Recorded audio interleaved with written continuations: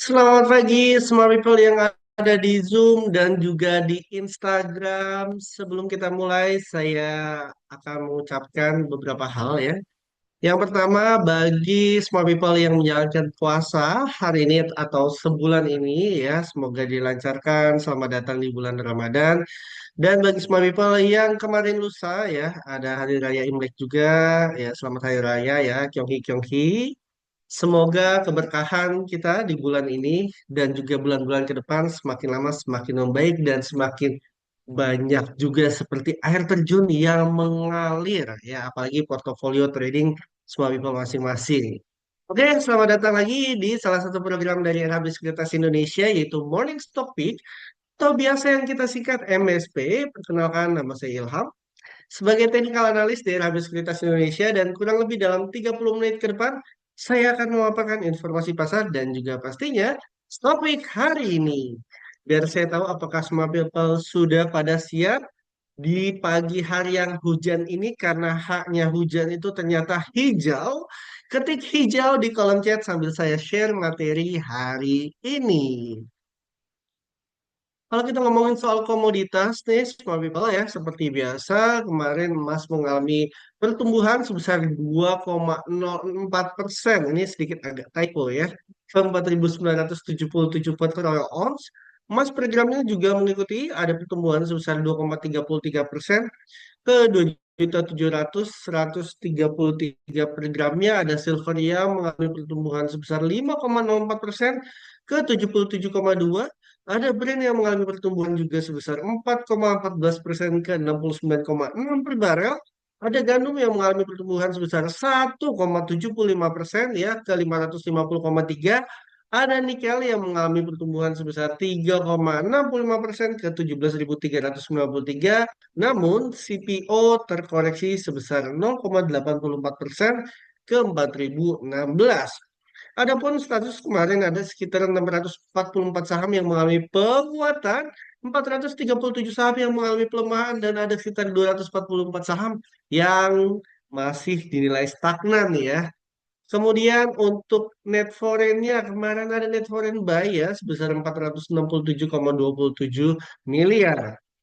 Di sisi lain kalau misalnya kita bedah net buy-nya ada BMRI sebesar 664,9 miliar, BBRI sebesar 164,9 miliar, dan UNTR atau UT sebesar 103,7 miliar. Net sale-nya ada Bumi sebesar 704,9 miliar, BBCA sebesar 175,5 miliar, dan saham Petro sebesar 109,1 miliar. Untuk pertumbuhan indeks sektoralnya kemarin yang tertinggi ada transportasi dan juga logistik ya, biasanya lebih ke arah cyclical ya, yang masuk nih ke bulan Ramadan dan beberapa hari raya ya kan. Sektor-sektor transportasi bisa sedikit-sedikit dipertimbangkan untuk diintip ya small people. Kemudian sektor energi juga tidak kalah menariknya ya, pada bulan ini juga sebesar 2,45% serta consumer cyclical sebesar 2%. Sekarang kita akan lihat secara teknikalnya, ini global dulu ya, intip dulu Dow Jones Index-nya ditutup sebesar 0,26%. Kalau secara support dan resisten, dia bertahan di atas supportnya di 49.603, resistennya di 50.353. Ini sudah saya gambarkan secara trend line ya. Ini masih uptrend ya. Ini cenderung masih ada potensi bullish ke resisten berikutnya untuk Dow Jones Index. Nextnya kita ke rupiah. Nah, rupiah kemarin, kemarin, bukan kemarin ya, kemarin jadi belibet nih, sorry Pak. Kemarin mengalami pelemahan sebesar 0,24%. Untuk resistennya sebenarnya saat-saat ini berada di resistennya. Ini untuk rupiah sendiri level supportnya kurang lebih di 16.835 dan resistennya di 16.885. Nextnya bagaimana dengan IHSG Mas Ilham? Nih kemarin pada sumringah ya kan. Wah, habis liburan panjang nih gimana nih untuk IHSG, dan ternyata IHSG kemarin ditutup menghijau. IHSG kemarin ditutup sebesar 1,19%. Supportnya IHSG berada di 8.176 dan resistennya di 8.406. Kalau misalnya saya lihat nih penutupan kemarin nampaknya untuk Candlestick IHSG sendiri mencerminkan sisi buyers yang cukup kuat ya, bukan cukup kuat yang ya lumayan menengah ke atas ya power kuatnya, maka masih ada potensi ke area resisten 8.406 atau misalnya kita buletin di 8.400. Sebelum kita masuk ke topik hari ini, kita akan ulas terlebih dahulu untuk topik dari Mas Fala kemarin ada Elsa, MRT, dan juga Bull. Bagaimana kemarin saham Elsa? Untuk entry dari Mas Fala kemarin di 715 ya karena Mas Fala juga menilai ini masih ada potensi koreksi. Namun bagi kemarin smart people yang langsung HK ini sudah hit PP-nya di area 795. Oh ya, ketika saya maupun Mas Fala memberikan sebuah trading plan ya, bisa di beberapa strategi ya. Kalau misalnya saya dan juga Mas Fala bilang buy on support atau buy on weakness, itu bisa dijadikan referensi. Nah, strategi berikutnya, kalau misalnya semua people mau HK, jawabannya bisa, tapi level stop loss-nya tolong diperhatikan. Ini untuk Elsa, kalau misalnya mau masuk kembali, ini di area 770, area yang cukup potensial untuk masuk Elsa di kala yang sedang uptrend seperti ini. Nextnya untuk AMRT, AMRT entry point-nya di area 1810 bagi semua people yang kemarin masuk AMRT atau HK ya, nampaknya sedang floating profit. TP-nya di 1945 dan juga di 2010. Untuk AMRT dan AMRT ini secara moving average MA10-nya berpotensi mengalami golden cross terhadap MA20. Next, saham Bulbul yang kemarin ya mentok nih semua people ya untuk saham Bul sendiri sebesar 23,33%. Untuk entry buy-nya di 436 ya. Untuk semua people yang kemarin sudah makan nampaknya sudah TP2 di 492 dan ya ini TP2 plus plus ya semua people. Saat ini saham Bul berada di area resistennya 555 ya udah kayak angka cantik nih biasa ada diskon nih. Kalaupun terjadi koreksi terhadap sambul dan mau masuk di sambul, bisa diperhatikan levelnya di area 525 untuk sambul sendiri. Dan sebagai bocoran ya, ini kalau kita lihat Fibonacci-nya ya, seperti biasa Fibonacci retracement ini menyentuh golden rasionya di 61,8%. Ya kalau saya nilai ya, apakah bisa berpotensi ke 685? Jawaban saya masih ada potensi upside ke 685 dalam jangka pendek ke menengah untuk saham bull. Disclaimer mode on. Dan hari ini ada tiga pilihan yaitu BBYB, PANI, dan juga Telkom. Untuk BBB selama ini kan beberapa pekan terakhir mengalami koreksi yang cukup dalam ya. Di sini juga ada yang namanya bearish pennant ya. Ini bearish pennantnya, bearish flag, sorry, bearish flagnya terus ke bawah. Setelah ke bawah, saya coba menggunakan Fibonacci eksternal. Ternyata dia bertahan di atas level Fibonacci eksternal 261,8% dan bertahan di atas supportnya di antara 368 hingga 384 area supportnya. Area yang cukup optimal untuk masuk di BBB itu di area 384. Apakah pertanyaan selanjutnya bisa HK? Jawabannya bisa. Selama berada di atas at least 368 karena stop lossnya di bawah support ya di area 354. TP pertama di area 420 dengan potensi upside kurang lebih sekitar 9,3 persenan. Dan TP keduanya di 454 potensi upside sekitar 18,22% untuk saham BBB. Next untuk PANI, bagaimana dengan PANI Mas Ilham?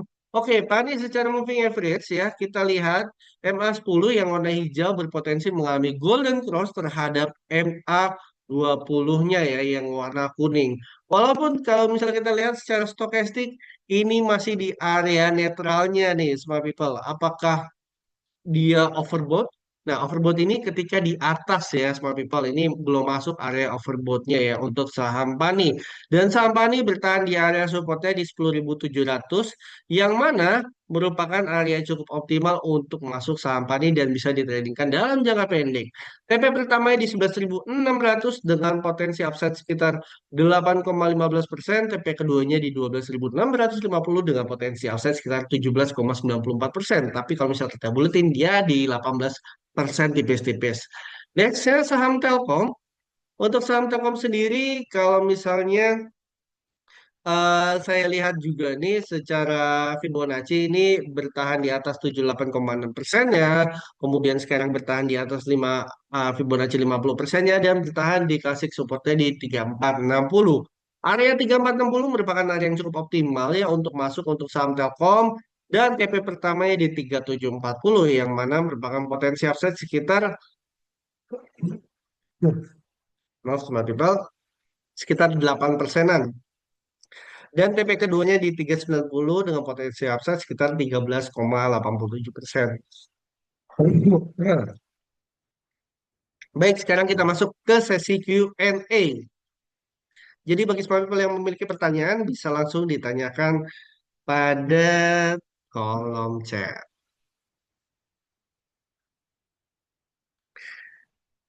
Saya menarik pertanyaan terakhir nih dari Bu Esther. Bagi Mas Ilham, RMKE atau RMKO sama tuh Mas masih ngekip nih today better sell on strength atau gimana? Oke. Kalau nah, kita ke RMKE dulu.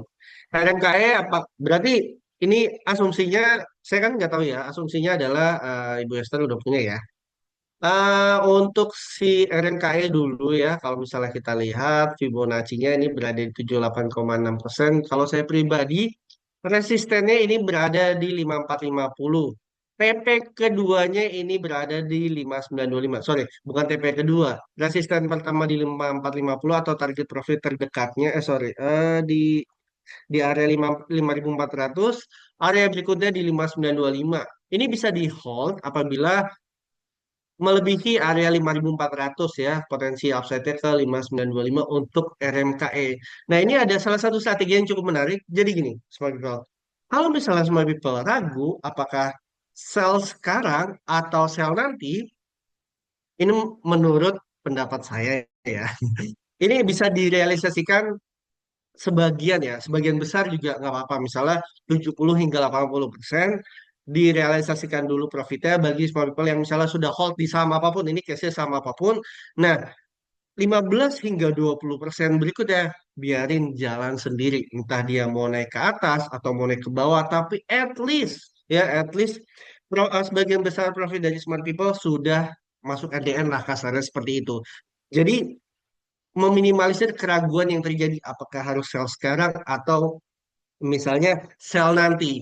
Nah, strategi berikutnya kalau misalnya ragu, kayaknya saya ragu nih mau sebagian besar atau 80% direalisasikan, ya udah sell semuanya aja.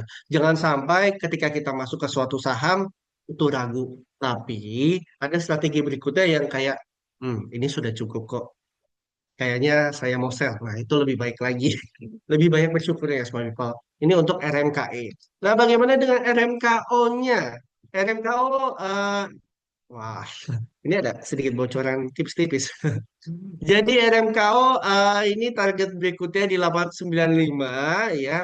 Ini sedikit pendek ke menengah ya. Ini 895. Kemudian target berikutnya lagi di menengah ya di 1120. Ini menengah ke panjangnya di 1530 ya untuk saham RMKO sendiri. Secara stokastik ini secara RSI ini berpotensi Golden Cross. Kemudian RSI-nya kalau misal berada ini kan area tengah-tengah area 50 ini sedikit tips ya buat semua people yang pengen tahu sedikit indikator dengan RSI. RSI ini mencerminkan seberapa kuat tren suatu saham. Ketika di atas RSI di atas 50 maka trennya dinilai cukup kuat ya apalagi trennya di atas 60 hingga 70 ya itu cukup kuat banget ya untuk suatu saham. Ketika ini breakout atau golden cross ini masih ada potensi upside untuk RMKO ya untuk target profitnya bisa di screenshot ya atau ya nanti lihat ulangannya ya kalau misalnya di record dan juga di upload ke YouTube untuk RMKO. Ini bisa di hold dulu kalau misalnya sudah punya. Bagaimana dengan True?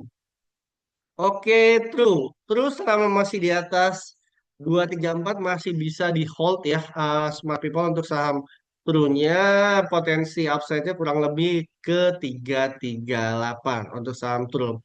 Saham RNKE, RNKO, dan juga TRO ini merupakan saham-saham yang volatilitasnya besar. Ya, saya reminder ya, jangan kita konservatif tiba-tiba memberanikan diri, apalagi style yang all in di saham-saham seperti ini.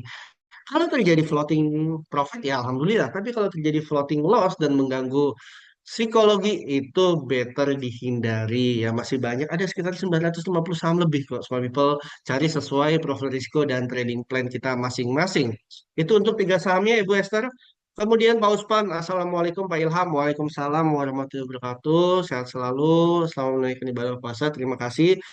Mohon bisa bahas Toba, Padi, dan Nine. Oke, kita ke Toba. Toba kemarin saya juga sempat ngintip ya.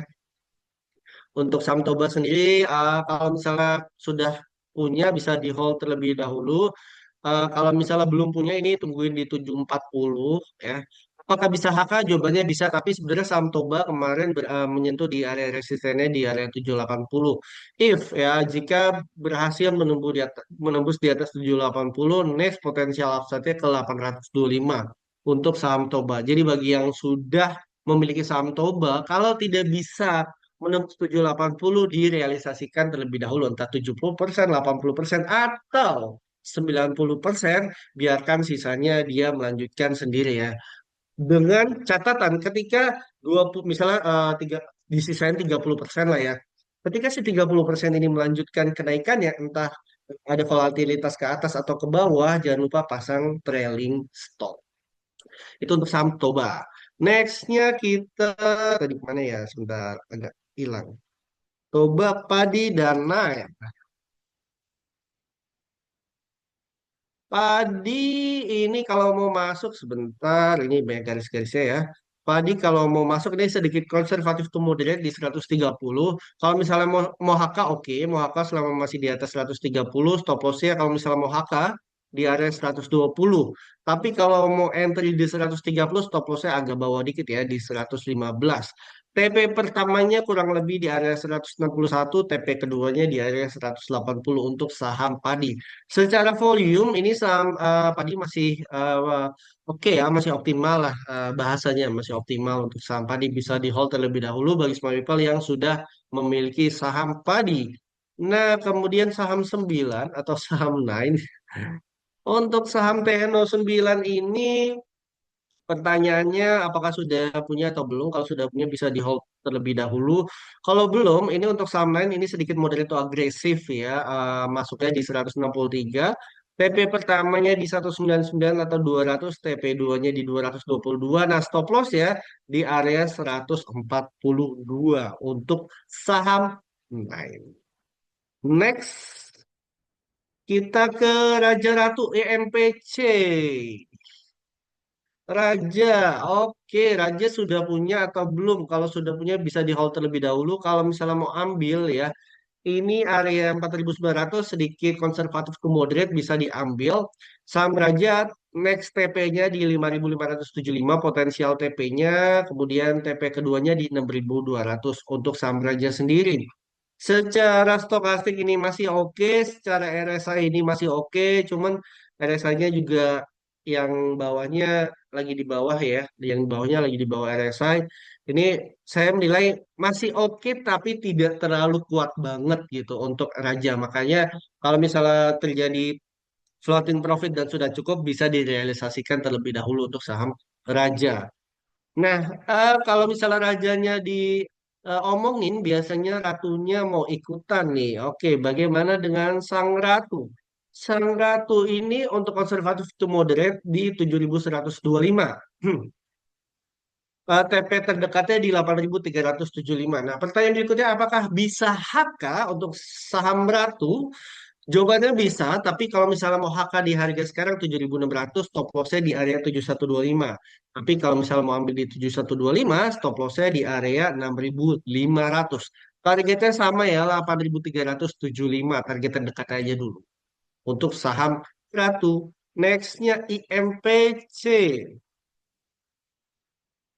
Untuk IMPC ini nampaknya kemarin sudah di area resisten ya, dan juga Mas Fala juga sempat ngedrop ya untuk IMPC sendiri, ada resistennya di 2540. Saya menilai untuk IMPC kalau misalnya mau masuk di 2320 ini sedikit moderate ya, moderate level entry IMPC. Target pertamanya di 2540, target keduanya di area 2820. Apabila ada indikasi kenaikan di area 2320 bisa diambil IMPC-nya. Tapi kalau misalnya tidak ada indikasi kenaikan, masih ngedrop ya, tungguin di area 1975. Karena seringkali kita lebih karena ya namanya manusia ya, tidak hanya punya akal tapi punya nafsu. Ketika misalnya harga terkoreksi langsung 2320, maunya langsung sikat sikat sikat aja. Kenapa? Karena takut ketinggalan ya. Sabar smart people, sabar. Enggak kan, jangan mengejar harga lah, intinya seperti itu ya. Bahasa saya tidak akan pakai bahasa teknikalnya seperti apa, tapi intinya jangan mengejar harga ya, pelan-pelan saja smart people. Karena salah satu teori adalah history repeat itself. Ya, sejarah berpotensi akan berulang kembali. Itu untuk IMPC. Nextnya kita ke Inet gimana dari Instagram. Kita ke Instagram sebentar ya. Inetnya kalau misalnya sudah punya inet, ini di hold dulu ya. Potensi upside-nya ke 472. Kalau misalnya mau ambil inet, di half candle-nya aja di area 408 untuk saham inet. TP-nya masih sama di 472. Apakah bisa ke HK? Jawabannya bisa HK. TP-nya sama, mau ambil HK atau mau ambil di 408, ini TP-nya terdekatnya di 472 untuk saham inet. Tapi stop loss ya bagi smart people yang HK ya, HK, HAK atau hajar kanan, stop lossnya di harga 84. Tapi bagi yang ambil di 408, ini stop lossnya agak bawah dikit di 354 untuk saham inet. Nextnya, bantu review Archie dan BP. Oke, Archie. Nah, untuk Archie sebenarnya sudah TP1 ya. Untuk Archie-nya sendiri, kalau untuk trading plan yang terbaru, ini berada di area sekitar 1640. Selama masih berada di area 1640, mau HK monggo gitu ya. Selama masih berada di area 1640, ini juga berada di resisten ya Fibonacci 50% ya, tapi 61,8%-nya memang di area 1635 hingga 1640. Ada dua strategi.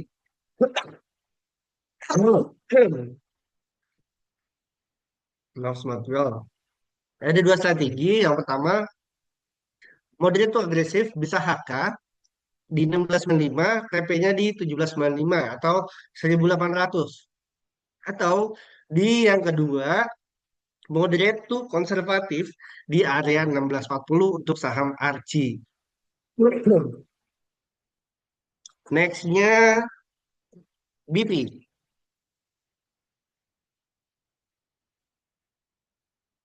Wow, BP kemarin juga eh arah. Ini target terdekatnya di 240. Kalau mau ambil, ini bisa di area, ini area yang pertama, 189. Area moderate to agresifnya di 210. Apabila ada indikasi kenaikan di level-level tersebut, kalau mau ngambil bisa, tapi target profitnya masih di 240. Cuman ini jangka menengah ke panjang ya. Ini hanya proyeksi berdasarkan technical analysis.